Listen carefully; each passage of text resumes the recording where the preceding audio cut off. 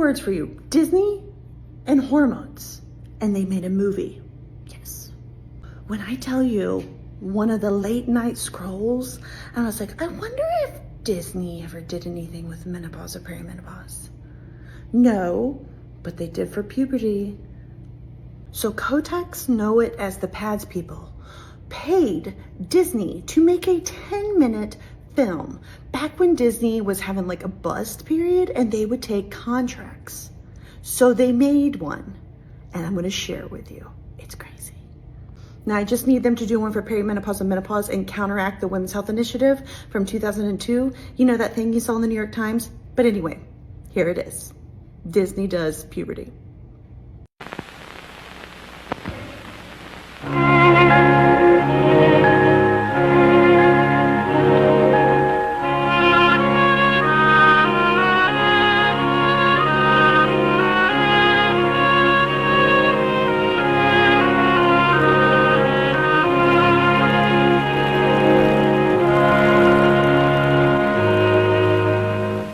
Why is nature always called Mother Nature? Perhaps it's because, like any mother, she quietly manages so much of our living without our ever realizing there's a woman at work. Why, right from the beginning, we breathe and sleep and wake up with no more conscious planning than we used in sprouting teeth. Mother Nature controls many of our routine bodily processes through automatic control centers called glands. The story of menstruation really begins with one particular gland. It's located here at the base of the brain, and it's called the pituitary gland. In our childhood years, this pituitary gland concentrates on producing growth hormones, busy little messengers which circulate through the bloodstream. They order the various bones and tissues to get growing. And as a girl grows up from blocks to dolls to books, that means her body is obeying the orders issued by the pituitary gland. Of course, these orders vary among different girls. Some girls grow short, some tall, some heavy, and some slight. But there comes a time somewhere between the ages of 11 and 17, though about 13 is average, when the pituitary must turn part of its attention to maturing the body which it has grown. So it starts sending out a new type of hormone, a maturing hormone. And that is when menstruation begins, when these maturing hormones start coming down through the bloodstream to the ovaries.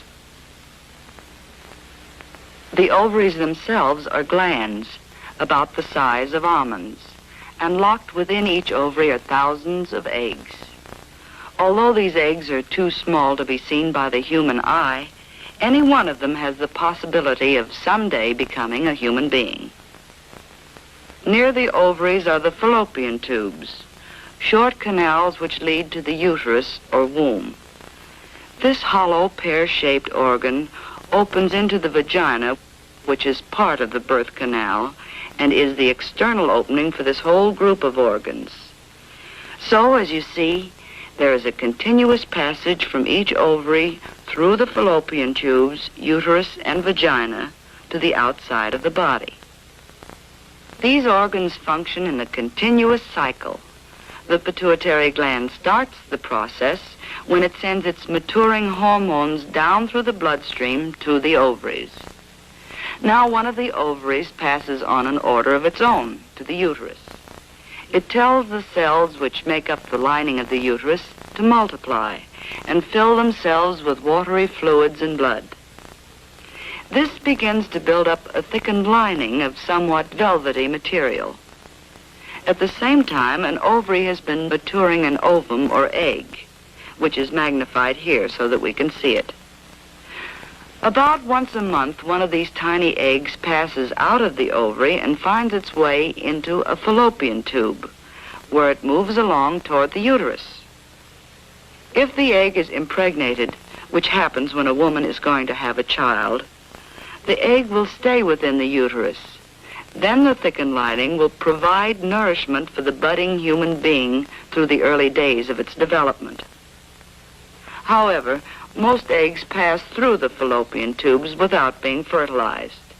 When this happens, there's no use for that potential nourishment in the built-up lining of the uterus.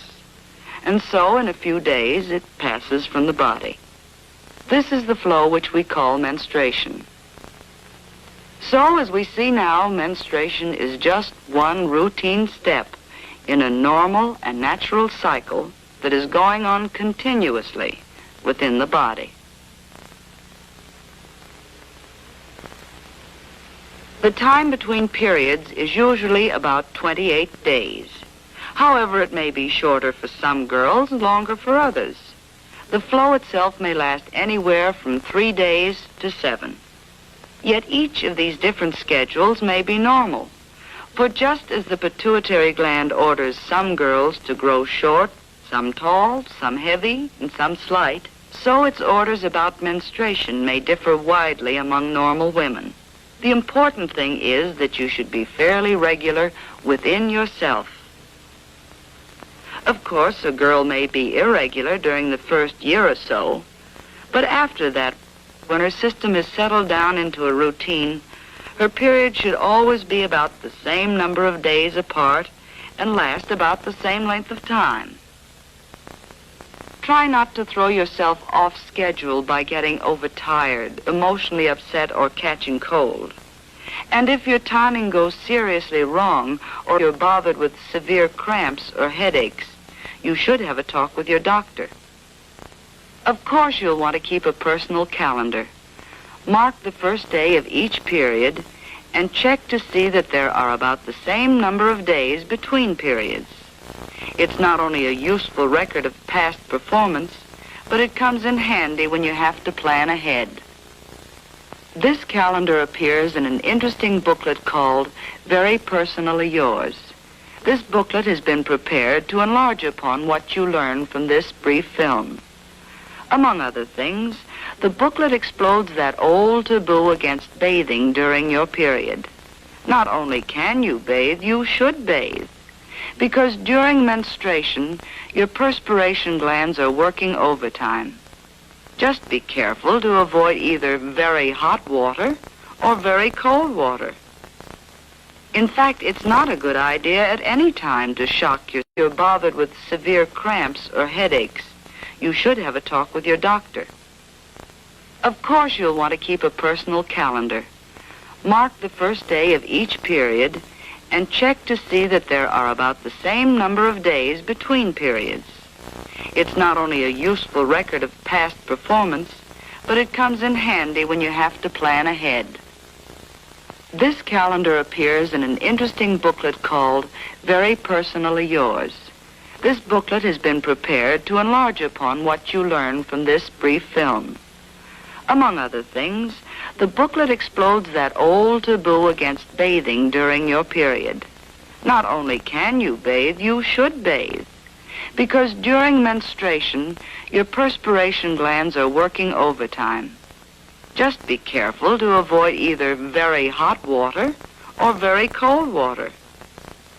In fact, it's not a good idea at any time to shock your system with extremes, any more than to let yourself get chilled or to catch cold. And as for the old taboo against exercise, that's nonsense. Exercise is good for you during menstruation. Just use common sense. When you come to think of it, most of your daily routine is on the mild side. It's going to extremes that's wrong and to be avoided. To most girls, the menstrual period should bring no severe discomfort. Some girls have a little less pep, a feeling of pressure in the lower part of the body, perhaps an occasional twinge or a touch of nerves. But don't let it get you down. After all, no matter how you feel, you have to live with people. You have to live with yourself, too. And once you stop feeling sorry for yourself and take those days in your stride, you'll find it's easier to keep smiling and even-tempered. You can do practically everything you normally do. Oh, come now. We said practically everything, provided you take common sense care of yourself. Exercises to relieve cramps are illustrated in the booklet.